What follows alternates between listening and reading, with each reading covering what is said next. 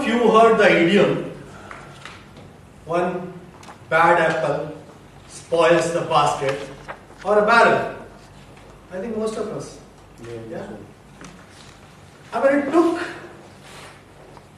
I believe, 40 years for me to understand the meaning of this idiom. Even though I'm a fruit lover, yeah, I keep always fruits in my pocket, banana in the left, right, and a good apple in my left. When I used to go to market to pick fruits during my childhood, my father used to tell me, always taste the fruit by smelling it. I used to think, this gentleman has some problem. But it took me 40 years to understand the meaning of that.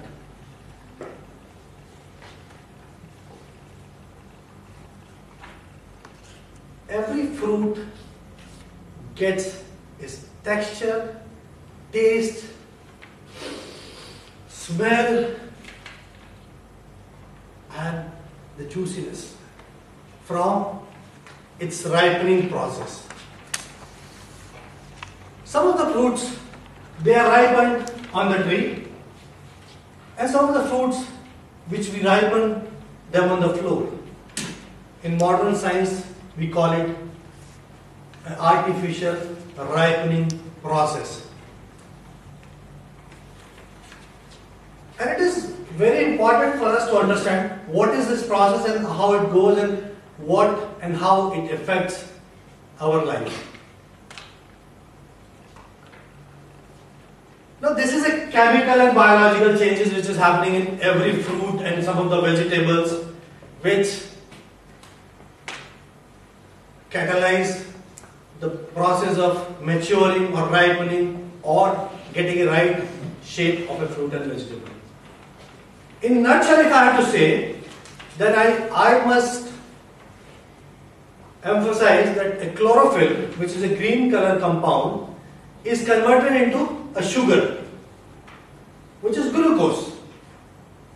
And this has happened because a fruit or vegetable does not get right environment, right temperature, right humidity, right sunlight, and it leads to spoiling of a lot of fruits and vegetables.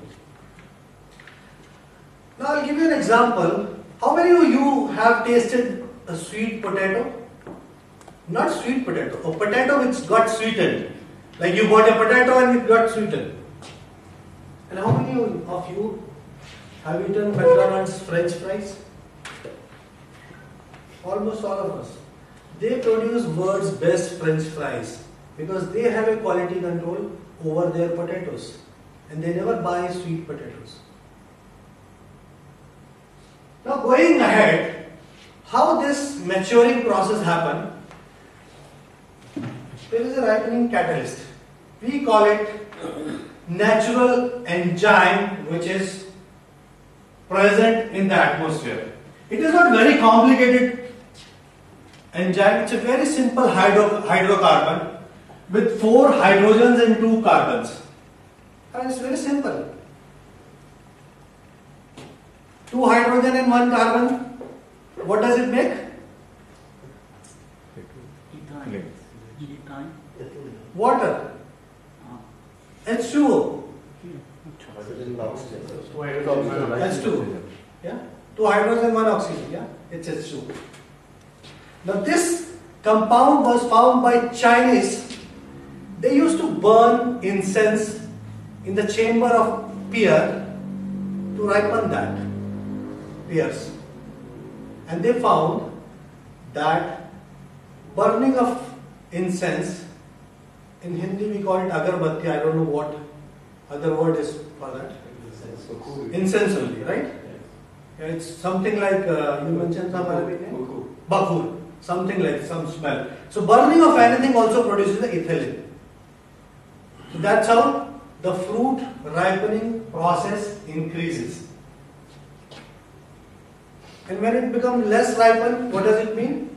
It is not suitable for eating. And when it is more ripened, what does it mean? Rotten. Garbage. Good word. I like it. Now there are a few myths about, artificial ripening. Even some of the WhatsApp messages I got that please do not eat this fruit from this supermarket and this, that, because they are putting injection and they are doing ripening. Please note that we cannot inject gas in a fruit. Can we? No. So always keep in mind that the ripening process is a natural or artificial, but it is never done with injections. I'm sure even sometimes you see advertisement like that, the silent killer. Now this is a reality. Some of the countries still we are using calcium carbide, which is a banned chemical. It also produces a little bit of ethylene. And in India we used to use it for banana ripenings and mango ripenings. You will find the taste of a mango. This is my personal experience. Some of the mangoes I get it from Pakistan. Their government also found that they had ripened with those banned compounds. And some of the mangoes which were exported from India to Europe, some of the farmers, to make easy and faster money, they have used those banned chemicals to generate that gas called ethylene. 2 carbons and 4 hydrogens. Now, I'll take an example also, which is one of my favorite fruit, banana. I always call it complete fruit. For banana is a fruit which never ripens on a tree. You have to cut it, or I should add that it never ripens properly on a tree.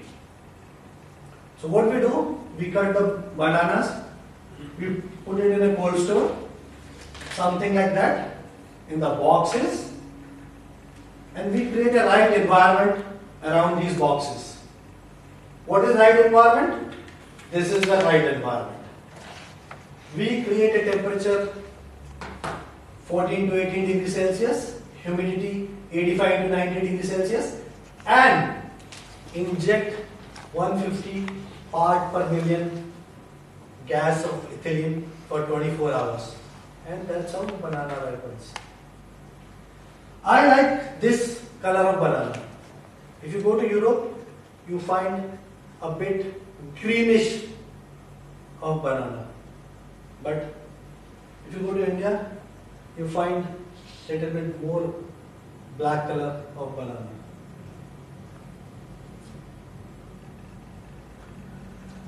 Now, did you ever try ripening at home? Do you remember anything which you have done at home to ripen the fruits? Yeah? And how does it happen? Yes. Normally, every fruit has ability to generate ethylene. So what we do, we try to cover the fruit with anything which can restore the ethylene around its shell and then fasten the ripening process. I normally do it with papayas. I buy Sri Lankan or Indian papayas from supermarket. I try to wrap it with the newspaper, and then keep it at, besides my dining table. And after 2 days, 3 days, I keep on checking the texture, whether it is soft, dark, light, and then when it is eatable as per my standard, I eat it. So basically, 3 methods: you wrap it, paper bag it, something like this, stick it in a rice. I remember I used to pluck mangoes in my village. I used to put it in wheat sack, not in rice because we don't have rice in my state. And after 4 days, we used to take out those mangoes, ripens, nice smell. Cotton cloth method, which is, I feel it is bit of a decent method, but only for the fruits which are soft in nature. And so it took me 40 years to understand why fruit ripens and why one's apple spoils the entire barrel. I think you understood in 10 minutes. Over to you.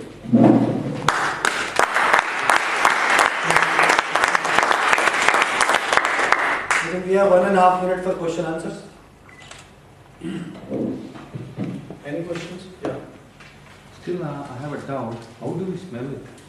How do we get the smell in ripening? How do we connect it? How do you taste? Okay. See, when ethylene, what ethylene does, it changes the molecular structure of every fruit or vegetable. Yeah. So when structure is changing, the smell is automatically changing. Yeah. Because when it ripens means it gets matured. Yeah. So it gets softer. Yeah. It comes into smell. Like as I said in the beginning, we used to go to even mango tree. We used to smell the mango. You know. This will be, a bit sour, this will be, so that is the smell we get of a matured molecular structure, I must say. But in other words, it is like, it is a color changes also which is happening in a fruit. So smell is mainly because of chemical changes. Yeah. One question, the artificial ripening you said is silent killer, so that is not there. We cannot inject it or sending the gas as in the cold storage. Is it still done? Is it good or is it bad? Okay, I think I didn't communicate properly or you were sleeping. Maybe the second. No. Anything is possible because there were two slides. One was saying that it is a myth. Artificial ripening is not a bad thing, but other was like some countries they are using bad chemical like calcium carbide to ripen the fruit which is harmful. I think that's what my question was. Okay, over to you.